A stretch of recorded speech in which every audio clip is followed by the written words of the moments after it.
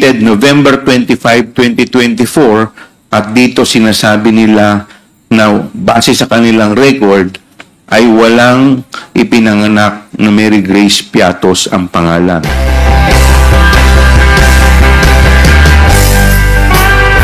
Marami pa tayong kailangang busisiin at suriin upang matukoy kung ano pang aspeto ng paggamit ng pera ng bayan ang kailangang punan ng batas.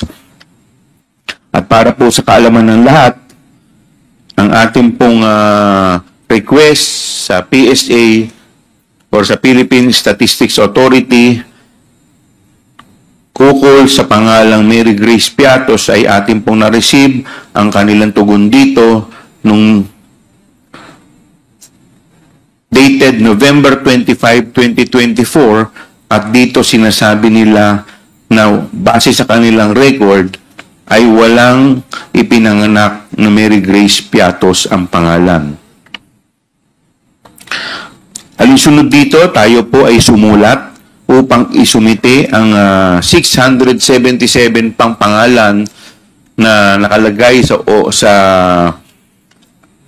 acknowledgement receipt ng DepEd, kung saan tayo po ay binigyan ng tugon ng Philippine Statistics Office dated December 8, 2024, at dito kanila pong sinasabi na out of 677 individuals, 405 ay walang birth certificate o walang record sa birth certificate, o pwede nating sabihin na non-existent.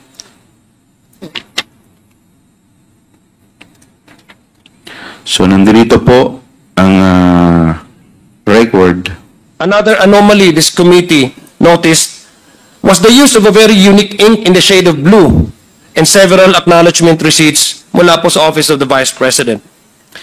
At first glance, Mr. Chair, we found that these acknowledgement receipts, which supposedly were signed by different persons in different months, clearly have the same unique shade of blue ink.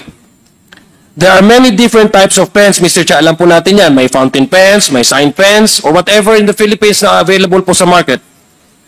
But what are the chances, Mr. Chair, that the same ink would be used for 2 or more acknowledgement receipts submitted by the Office of the Vice President? If you ask me, Mr. Chair, the chances are very, very low. Especially, Mr. Chair, kung titingnan niyo po, itong tinta na ito ay hindi mumurahin. Mahal po yan na ballpen. Hindi po yan common na ginagamit na ballpen.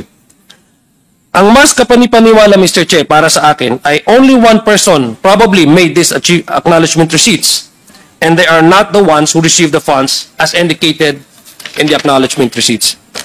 Mr. Chair, my staff was also able to find acknowledgement receipts in different names, but the strokes o yung sinasabi po nating pagkasulat ng kanilang mga signatures signatures ito were identical. Dalawang different persons but the same identical strokes of signatures. Incidentally, Mr. Chair, these were all done on March of 2023. Moreover, Mr. Chair, the signatures all bear the same figure, done to 2 or 3 times. It's hard to believe, Mr. Chair, that such common signatures would appear like this. I admit that I'm not an expert in this kind of analysis, unlike those at the NBI, kasi sila naman po yung competent gumawa nito na examination. But based on what I know,